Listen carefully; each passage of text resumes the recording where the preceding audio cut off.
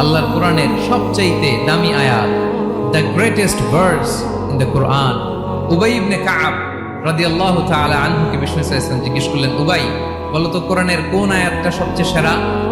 উবাই জানেন, তারপরে বললেন আল্লাহু ওয়া রাসূলুহু আ'লাম, আল্লাহ রাসূল ভালো জানেন। দেখেন কত বিনয়ী ছিলেন সাহাবারা, জেনেও উত্তর দিতে চাইতেন না, ভাবতেন না জানি বিশ্বনবী নতুন কিছু আমাদেরকে জানায়।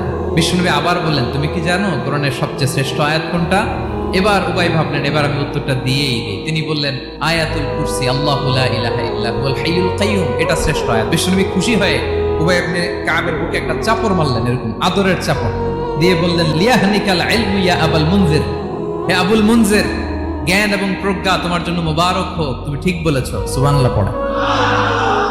তাহলে এই প্রথম ইনফরমেশনটা আজকে জানলাম, কোরআনের সর্বশ্রেষ্ঠ আয়াতের নাম ৬,২৩৬টা আয়াতের মধ্যে থেকে সবচাইতে দামি আয়াত এটা।